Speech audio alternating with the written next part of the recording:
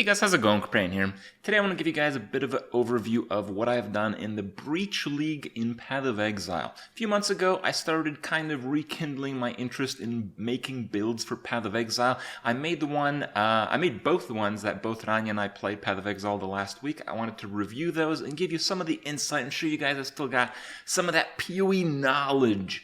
Now, the Breach League was overall pretty fun. I had a few plans, but in the end, I went with Poison Chaos Double Dippers for both Rania and myself, as it seems like this is pretty overpowered to the point where it probably will get nerfed fairly soon, maybe even next patch. So while I had many other really cool build ideas, I went with these because I think these characters won't actually work sometime into the future. So just to highlight my first character here, show you guys what's going on.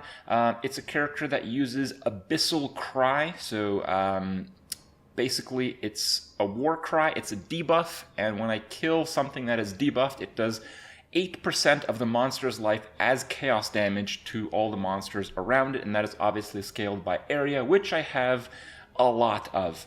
My secondary skill is Blade Flurry, again chaos based, and I'm using a lot of blue items because I have hidden potential, because it gives raw damage which double dips and of course affects both skills. It's a 2-skill character, and it's pretty unusual for Path of Exile characters. Okay. So let's hop into a map here. I killed a few just to show you guys how it works here. It's pretty simple. This is just a basic Vol map. So you just Whirling Blade through. You do one Abyssal Cry. Oh, and there's a bunch of mobs here, so that should be easy. And it's dead.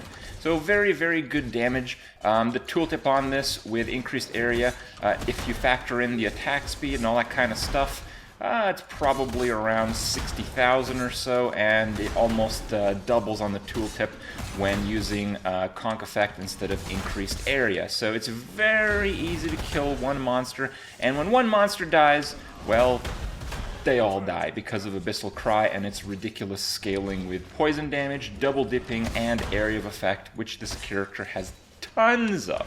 You kill one there, oh, and they even killed those. So that's the idea of the build. Super, super powerful. My expectations were exceeded with this character.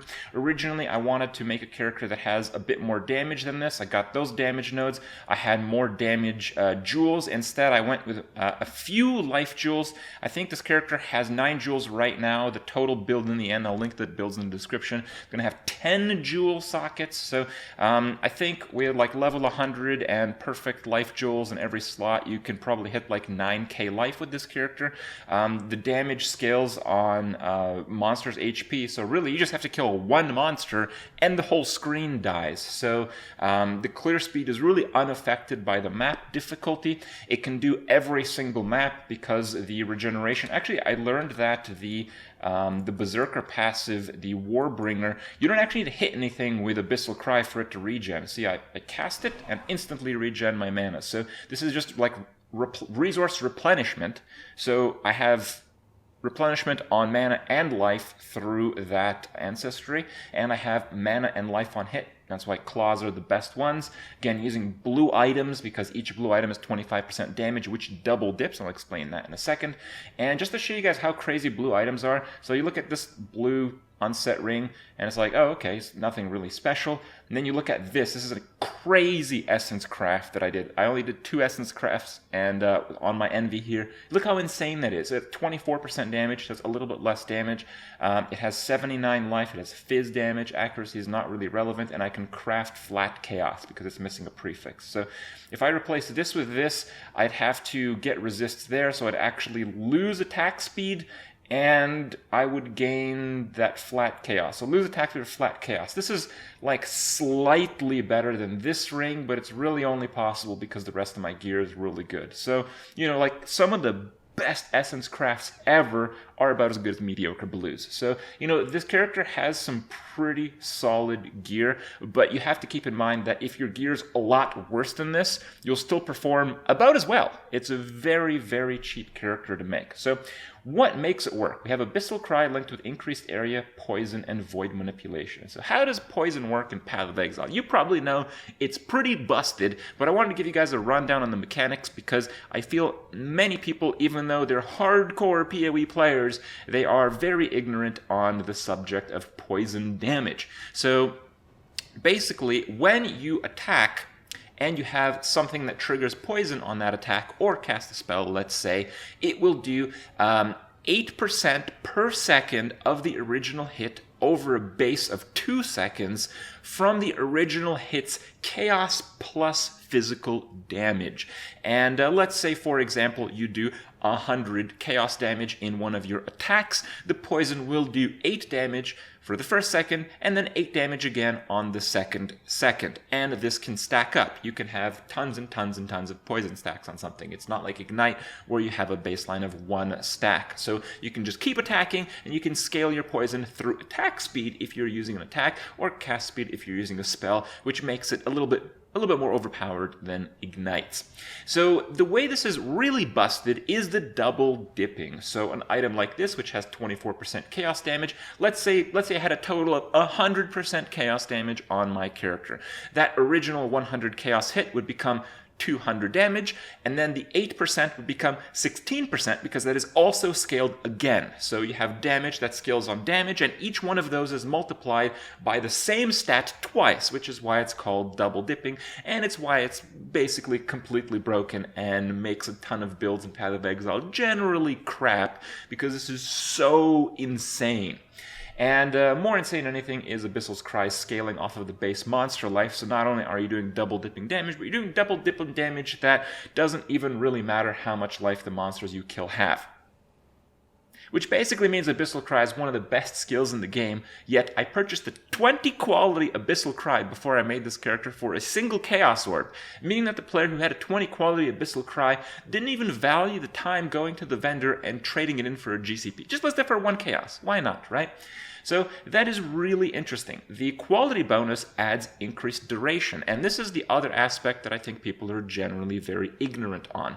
Increased duration is basically a multiplier on your poison damage, because from the base of 2 seconds, if you have 50% increased durations, your poison damage will go up to 3 seconds. So it will basically just gain 50% more damage, which basically means that the quality bonus of Abyssal Cry is pretty insane, because not only are you scaling the duration of the debuff, if you kill things maybe a lot slower than before, it's not really relevant, but it also scales the duration of the poison. So you get 20% duration, and some people criticize my choice for Berserker, and you, of course, are pretty ignorant if you criticize that for this build, because Warbringer not only lets me use Abyssal Cry twice as often, it gets 120% duration for free, which is a hell of a lot of scaling on poison damage.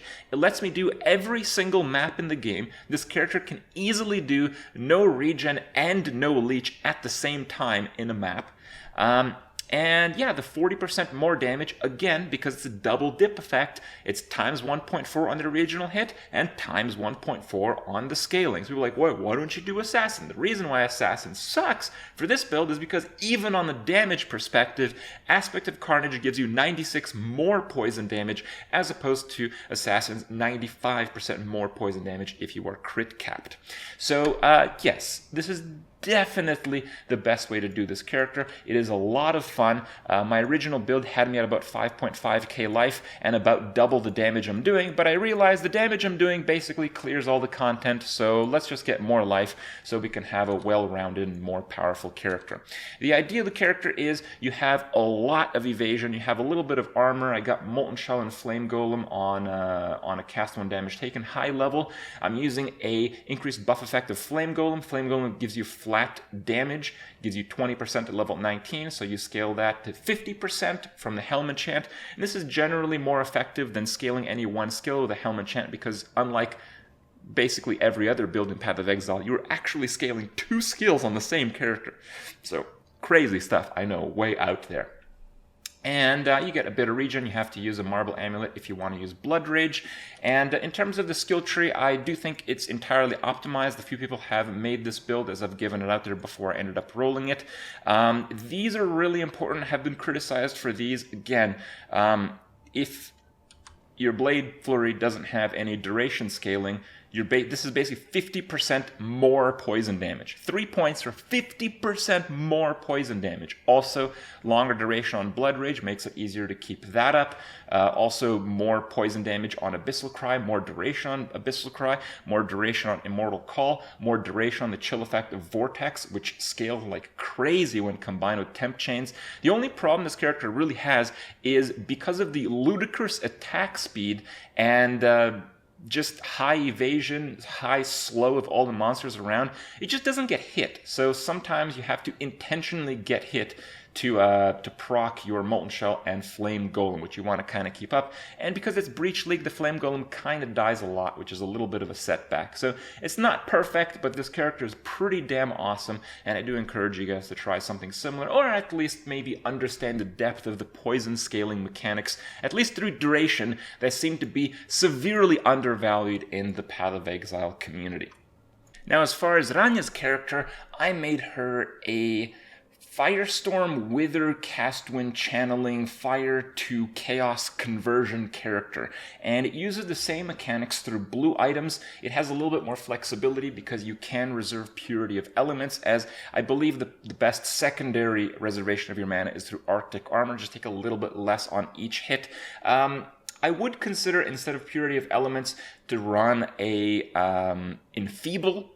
But then again, Temp Chains is also really good because Temp Chains multiplies the duration on the monster that you're already multiplying through the duration multipliers of poison damage. So yet again, we have these duration passives which are so insane on poison damage, but not only that, because your primary skill is Wither, it increases the duration of the Chaos debuff.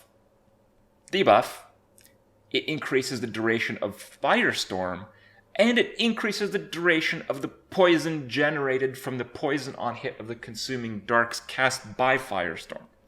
So it multiplies and multiplies and multiplies, and overall, I think this character is probably even a bit more powerful than my own. It's definitely noob-friendly because it runs Cloaked in Savagery. When you take a big hit, you have 100% damage leached as life for 4 seconds, and, well, with Volpact, that's pretty good.